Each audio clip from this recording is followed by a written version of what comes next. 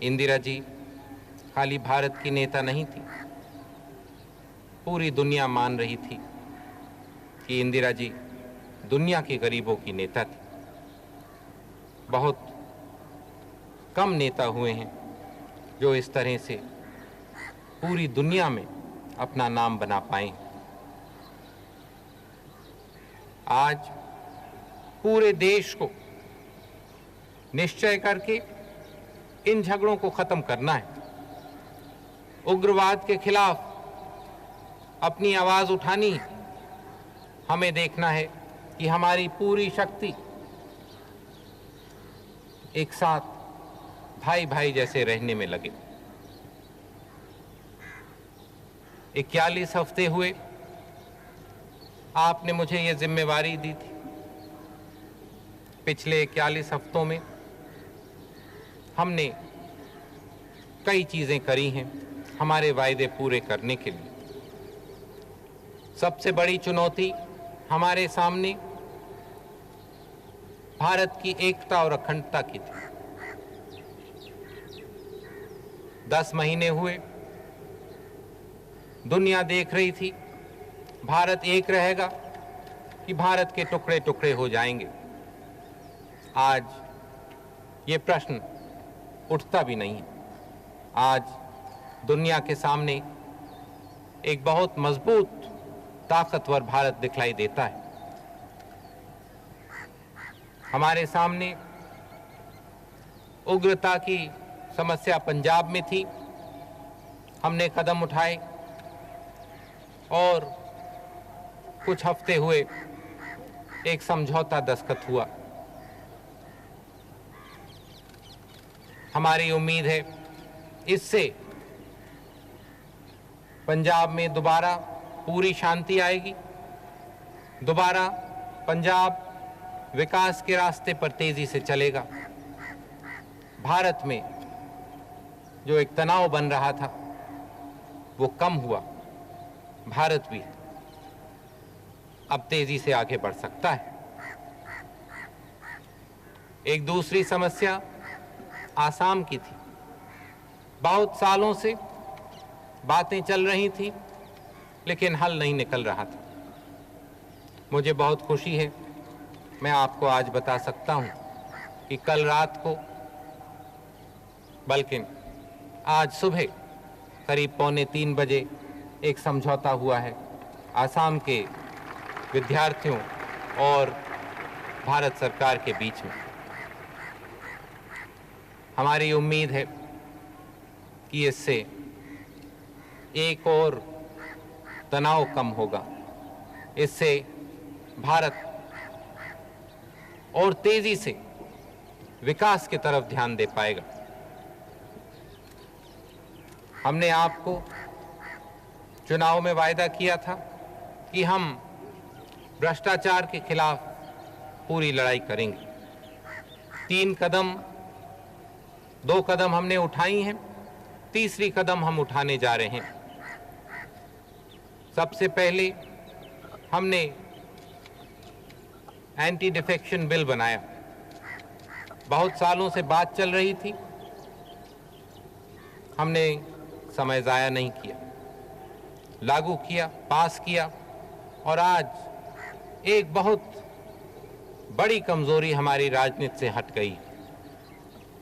दूसरा, हमने राजनीतिक दलों में डोनेशन लेने की इजाजत दी। इससे भी भ्रष्टाचार कम होगा। अब हम तीसरी कदम उठाने जा रहे हैं, लोकपाल का बिल लाने। हमारी उम्मीद है कि जल्दी से ये बिल आएगा और एक और बड़ी शिकायत दूर होगी। हमने वायदा किया था गंगा को साफ करने के लिए। गंगा की पवित्रता भारत के हर दिल में बहुत गहराई से जाती है, लेकिन गंगा गंदी हो रही थी। हम उसमें बहुत कूड़ा कबाड़ डाल रहे थे। अब हम बहुत सख्ती से, तेजी से कदम उठा रहे हैं गंगा को साफ करने के लिए। ऐसे ही भारत के बहुत सी बेकार ज़मीन है, हम उसमें पेड़ लगाने जा रहे हैं करोड़ों की संख्या में, जिसमें हमारे गरीबों को जलाने के लिए लकड़ी मिले, जिसमें मवेशी को खाने के लिए चारा मिले। पिछले दिनों में हमने टेक्सटाइल की अपनी पॉलिसी बदली है। हमारी कोशिश है कि इसको बदलने से भारत के बुनकरों को और फायदा मिलेगा और ताकत मिलेगी, उनका ज़्यादा माल बिकेगा। हमने वायदा किया था कि हम देश के चारों तरफ शांति लाने के लिए कदम उठाएंगे। हमने श्रीलंका के साथ बात करी, आज भी भूटान में बात चल रही है। हमारी उम्मीद है कि जैसे हमने पंजाब में, आसाम में बात खत्म करी, वैसे ही वो भी श्रीलंका में शांति ला पाएंगे, जिसमें दक्षिण का भी तनाव खत्म हो, हमारे लोग भी घबराना बंद करें। भूटान के साथ, नेपाल के साथ, चीन के साथ हम और दोस्ती बनाना चाह रहे हैं। पाकिस्तान के साथ हमने बातें करी हैं, आगे बढ़े हैं, लेकिन एक बात रास्ते में आती है, उनका प्रमाण शक्ति का प्रोग्राम जो हमें लगता है कि एक बम बनाने के रास्ते पर चल रहा है। अगर पूरी दोस्ती होनी है, पूरा भरोसा होना है, तब उन्हें इस कार्यक्रम पर दोबारा सोचना चाहिए। पिछले महीनों मैं विदेश गया, रूस गया, अमेरिका गया और भारत का झंडा और ऊंचा उठाया। आज भारत का हर नागरिक और सीधा होकर खड़ा हो सकता है, दुनिया को आंख में देख सकता है। भारत हर तरह से आज़ाद है, मजबूत है, कोई दबाव के नीचे नहीं आ सकता है। एक दुनिया में आज़ादी की लड़ाई कांग्रेस की आज़ादी की लड़ाइयों से शुरू हुआ। दुनिया में, अफ्रीका में, एशिया के दूसरे मुल्कों में आज़ादी मिलने लगी जब कांग्रेस ने आज़ादी जीती थी।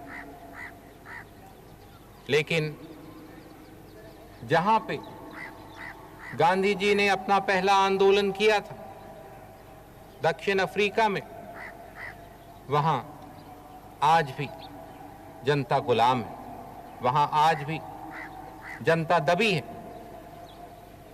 हमने हमारे दक्षिण अफ्रीकी भाइयों को, बहनों को पूरा सहारा दिया है अपनी आज़ादी की लड़ाई लड़ने में। हम चाहेंगे कि दूसरे देश भी, खासकर जो डेवलप्ड देश हैं, वो भी इसी तरह से उन्हें सहारा दें। देखें कि गुलामी, और जिस तरह की गुलामी दक्षिण अफ्रीका में हो रही है, खासकर वैसी गुलामी जल्दी से जल्दी खत्म हो।